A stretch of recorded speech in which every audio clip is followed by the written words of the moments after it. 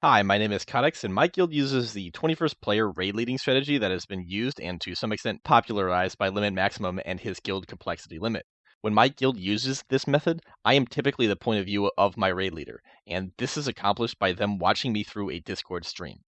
In this video, I'll be going over some of the strategies that I've developed to troll my raid leader without doing anything overtly wrong or bad. I was going to release this video on April Fool's Day, but I figured that by releasing it early, it would allow anyone else who is the point of view of their raid leader to implement these tricks for April Fool's Day themselves. I'll be discussing these strategies in order of least to most obnoxious, but as a bit of a disclaimer, it's important to be conscious of two things when deciding how much you want to mess with your raid leader.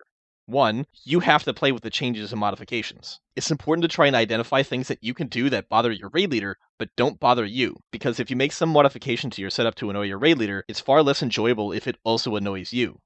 Second, they have the power to affect the roster, so make sure that you're not annoying them to the point where you risk getting sat because of your antics. Every player has certain toys or costumes that they absolutely hate. With a bit of trial and error, you can figure out precisely which toys and costumes your raid leader despises, and then use them as much as possible. So for example, my raid leader hates the Goron costume, and as such, I keep it on my action bar so that I can maximize its uptime. Personally, I've also found that you can get a lot of mileage out of using things like smoke flares and refracting prisms, and if you have the Stone Rot Sentry toy, it makes an excellent annoyance in raid because it will constantly be spamming chat saying, "You're not supposed to be in here." And it also lasts a really long time.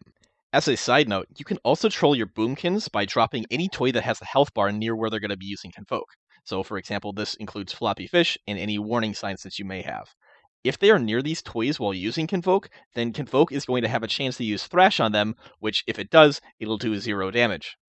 If your raid leader gets suspicious and thinks that you're using these toys and costumes specifically because it annoys them, just say that you happen to really like those toys and costumes. If you have a toy that you really love using to annoy people, let me know what it is in the comments. Alternatively, tell me what you think the most annoying toy is. When you stream on Discord, it's supposed to only show your game, but this is not always what happens. When you hold Alt-Tab, they can actually see all of the windows that you have open. You can leverage this by simply having a lot of windows open, because then you're likely to trigger their OCD. Additionally, you can leave little Easter eggs for them to find, which can be tailored to maximize the specific pet peeves of your raid leader. Do they hate anime? Open a bunch of anime pictures. Do they hate a particular word? Open up Microsoft Word and write that word a bunch of times in a massive font. Do they hate a particular band or song? Then have a YouTube video of that band or song open. There's tons of other creative options for subliminal messaging, and the limit is merely your creativity. There's a mod for Plater that I've linked in the description of this video, which allows you to modify the displayed names on your nameplates for specific mobs. This mod can be used to do innocuous but entertaining modifications to NPC names, such as renaming the Stone Legion generals to Carl and Greg, and the Council of Blood to Freddie Mercury, John Stamos, and Saint Nick. Alternatively, you could do more insidious modifications, such as swapping the names of two mobs. So, for example, you could flip the names of two of the bosses on Council of Blood, so it might look like the raid is actually killing the wrong target. This mod is pretty janky, and while it's supposed to allow you to just type in the name of the NPC that it's looking for, it really only seems to work if you're using the NPC ID detection. Now, the easiest way to find an NPC's ID is to search for that NPC on Wowhead, and when you go to that NPC's page, the URL on Wowhead is going to say something that is wowhead.com/NPC equals and then a bunch of numbers. Those numbers are the NPC ID. The only tricky bit is that sometimes there are multiple IDs for that NPC if they're showing up in different locations. So you might have to use a bit of trial and error to figure out which is the right one. On top of that, it seems to have issues with changing the nameplates of mobs that are initially untargetable. So for example, both Stone Legion generals and Denathrius have a bunch of RP before you can attack them. And as such, this mod doesn't seem to like to change their name unless you reload your UI. However, once you have done that, it seems to stick, and so when you come to that mob in the future, it'll correctly detect the NPC and you won't have to reload your UI again. Like I said, it's pretty janky and it's kind of weird. I don't understand exactly why things work the way that they do, but once you get past that, there is a lot of fun that you can have messing around with this mod and giving mobs really stupid names. This is the method that I've personally had the most fun with, and there's lots of ways that you can leverage this strategy depending on your creativity and how much effort you're willing to put in. The basic idea of this strategy is to change the sounds used by your particular boss mod timers such that they annoy your raid leader, but at the same time are also good sound alerts that can make you a better raider. While you could simply do this using many of the obnoxious sounds that come with bigwigs or TPM, we can do better by adding our own sounds. To do this, we're going to need an add-on called Shared Media. This add-on allows you to add custom fonts, graphics, and sounds to the game that many popular add-ons can use. This includes boss mods such as Bigwigs and DBM. Leveraging this add-on does take a little bit of setup, but once you've got it set up, adding new media is really simple. So let me walk you through how to get that going. Once you've installed Shared Media, you want to go to your World of Warcraft folder, and you're going to go to Retail, and then Interface, Add-ons, and then we're going to scroll down, and we're going to find Shared Media. Now, when you open up Shared Media, there's some instructions that you're going to want to read, but this is basically what you need to do. There's a little batch file called My Media, and you need to hit that button to create the folders that the add-on will use to let you put stuff in, and then that will be put into the game. So I've already done that, and so once you've run that run that batch script, what will happen is that you're going to have a Shared Media, My Media folder. And then what you can do is you can put stuff into fonts, sounds, status bars, and etc. Right? So I have a bunch of stuff that's in there.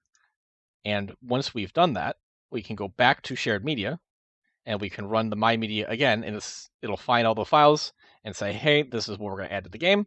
You hit a button or hit any key, and it does it. And then you're ready to log into the game and use whatever sound files you've done.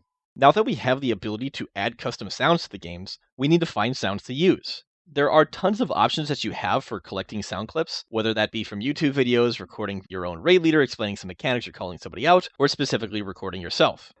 Much of the time, the sound clips that you want to use are contained within a larger sound file, so you're going to need to isolate that clip that you want to use. To do this, you're going to want to download Audacity, which is free audio editing software. Once you have something that you want to rip the soundbite from, you can open it in Audacity. If you're trying to rip audio from a video, then the first time you do this, you're going to need to spend an extra couple minutes getting Audacity set up to be able to do that, because by default, it's not able to import audio from MP4 files. So what you're going to need to do is download a library for Audacity so that it can know how to grab that audio from the file.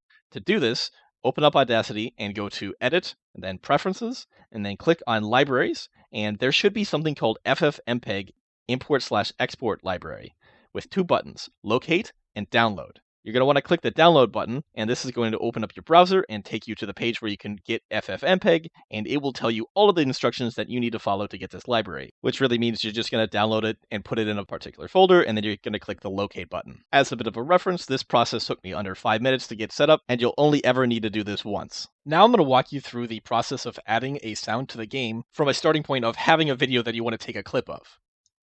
So once you have your file, you're going to open the file in Audacity. And so now we have the waveform of the video. 3, 2, 1. So we want to rip out the. So what you're going to do is we're going to select that section. We're going to hit Control X to cut it. And then we're going to hit Control A to select everything. And then delete. And paste. So that's Control V. So now we have that. When you've isolated the sound clip that you want to use as a boss mod sound, you're going to go to File, then Export, and export as MP3. Then you obviously need to specify where to save the sound file, so you're going to navigate to the Shared Media, My Media folder that we created earlier, so that's an Interface, Add-ons, then Shared Media, My Media, and then in there will be a sounds file, and you're going to get that, and then you're going to click Save, and if something else pops up, you're going to click OK. Now we have the sound file in the location that we need, but we need the Shared Media add-on to actually see that sound file in game. So we need to go back to the Shared Media folder, and in there was that batch script that we ran earlier, and we're going to run it again. And when we run it again, we want to make sure that the sound file that we just exported is actually in the list of things that it's going to put into the add-on, and then we're going to hit enter to continue. And now that sound file is officially in the game, and we can start attaching it to boss timers. Now that we've got the game running, what we can do is we can find some ability that we would want to attach the sound to. So for example, we could attach it to Shared Suffering and then go to Sounds. And then instead of Bigwig's Raid Warning, we now have the blah, which we can play. And then so we can set it to that. So now, whenever we get Shared Suffering, that will make us get that sound. And our raid leader will also hear it.